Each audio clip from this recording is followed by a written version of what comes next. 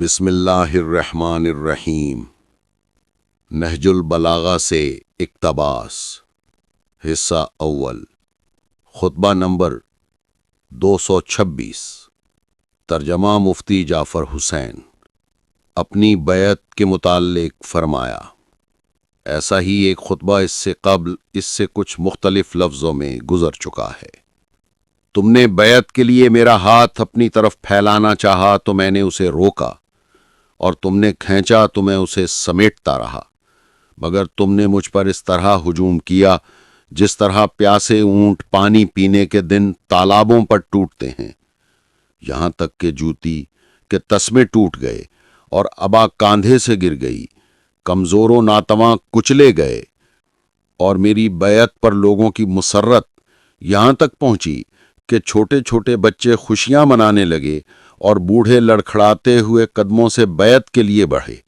بیمار بھی اٹھتے بیٹھتے ہوئے پہنچ گئے، اور نوجوان لڑکیاں پردوں سے نکل کر دوڑ پڑیں۔ حصہ اول، خطبہ نمبر 227۔ تقوی کی نصیحت اور موت سے خائف رہنے اور زہد اختیار کرنے والوں کے متعلق فرمایا، بے شک اللہ کا خوف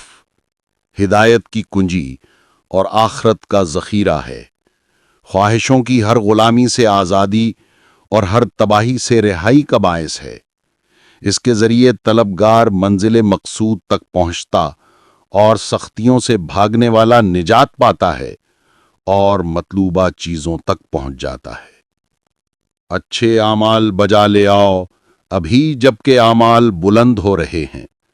توبہ فائدہ دے سکتی ہے، پکار سنی جا رہی ہے،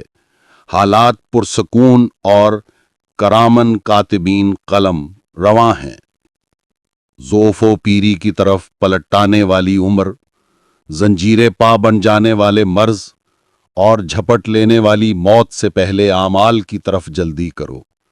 کیونکہ موت تمہاری لذتوں کو تباہ کرنے والی، خواہشوں کو مقدر کرنے والی اور تمہاری منزلوں کو دور کر دینے والی ہے۔ یہ ناپسندیدہ مہمان اور شکست نہ کھانے والا حریف ہے، اور ایسی خونخوار ہے کہ اس سے خون بہا کا مطالبہ نہیں کیا جا سکتا، اس کے پھندے تمہیں جکڑے ہوئے ہیں اور اس کی تباہ کاریاں تمہیں گھیرے ہوئے ہیں، اور اس کے تیروں کے پھل تمہیں سیدھا نشانہ بنائے ہوئے ہیں، اور تم پر اس کا غلبہ و تسلط عظیم، اور تم پر اس کا ظلم و تعدی برابر جاری اور ساری ہے، اور اس کے وار کے خالی جانے کا امکان کم ہے۔ قریب ہے کہ صحاب مرگ کی تیرگیاں، مرض موت کے لوکے، جان لیوا سختیوں کے اندھیرے، سانس اکھڑنے کی مدہوشیاں، جان کنی کی اذیتیں، اس کے ہر طرف سے چھا جانے کی تاریکی اور کام و دہن کے لیے اس کی بدمزگی تمہیں گھیر لے۔ گویا کہ وہ تم پر اچانک آ پڑی ہے کہ جس نے تمہارے ساتھ چپکے باتیں کرنے والے کو خاموش کر دیا اور تمہاری جماعت کو متفرق اور پراگندہ کر دیا اور تمہارے نشانوں کو مٹا دیا اور تمہارے گھروں کو سنسان کر دیا اور تمہارے وارثوں کو تیار کر دیا کہ وہ تمہارے ترکے کو، مخصوص عزیزوں میں کہ جنہوں نے تمہیں کچھ بھی فائدہ نہ دیا، اور ان غمزدہ قریبیوں میں کہ جو موت کو روک نہ سکے، اور خوش ہونے والے رشتہ داروں میں جو ذرا بے چین نہیں ہوئے، تقسیم کر لیں۔ لہٰذا تمہیں لازم ہے کہ تم سعی و کوشش کرو اور سفر آخرت کے لیے تیار ہو جاؤ، اور سر و سامان مہیا کرو، اور زاد مہیا کر لینے والی منزل سے زاد فراہم کر لو۔ دنیا تمہیں فریب نہ دے جس طرح تم سے پہلے گزر جانے والی امتوں اور گزشتہ لوگوں کو فریب دیا کہ جنہوں نے اس دنیا کا دودھ دوہا اور اس کی غفلت سے فائدہ اٹھا لے گئے، اور اس کے گنے چنے دنوں کو فنا اور تازگیوں کو پژمردہ کر دیا، ان کے گھروں نے قبروں کی صورت اختیار کر لیا، ان کا مال ترکہ بن گیا، جو ان کی قبروں پر آتا ہے اسے پہچانتے نہیں، جو انہیں روتا ہے اس کی پرواہ نہیں کرتے، اور جو پکارے اسے جواب نہیں دیتے۔ اس دنیا سے ڈرو کہ یہ غدار،